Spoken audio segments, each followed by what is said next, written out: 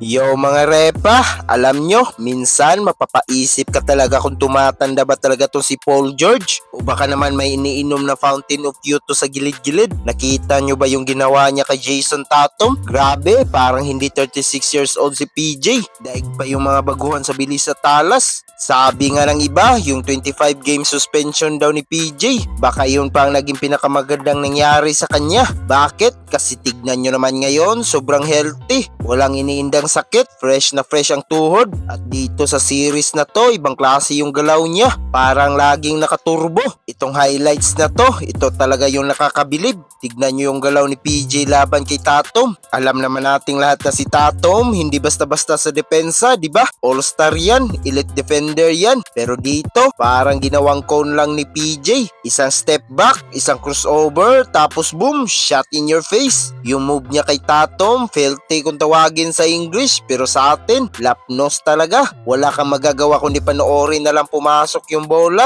At hindi lang sa opensa, akala nyo doon lang, pati sa depensa, binigyan din ni PJ ng hard time si Tatum, pati na rin si Jaylen Brown. Grabe yung endurance. 36 years old pero nakikipagsabayan sa opensa at depensa. Seryoso, subukan nyo nga mag-isip ng 5 two-way players na mas magaling kay PJ ngayon. Mahirap, di ba? Walang offensive situation na hindi komportable si PJ. Kahit i-ISO mo yan, kahit sa fast break o kahit kailangan ng clutch shot, nandoon siya. Sobrang ganda tignan ng mga ISO plays niya. Parang sumasayaw lang sa court. Kahit si Tatum na magaling din na defender, napailing na lang. Iba talaga yung laro ng isang Paul George kapag nasa zone niya. Kaya kayo mga repa, ano tingin nyo? Kaya pa bang pagilan ng Celtics tong si PJ o tuloy-tuloy na to hanggang dulo? Comment nyo yan sa baba at pag-usapan natin yan. Huwag nyo rin kalimutan mag-like at subscribe para lagi kayong updated sa mga kwentuhan basketball. Hanggang sa muli, peace out!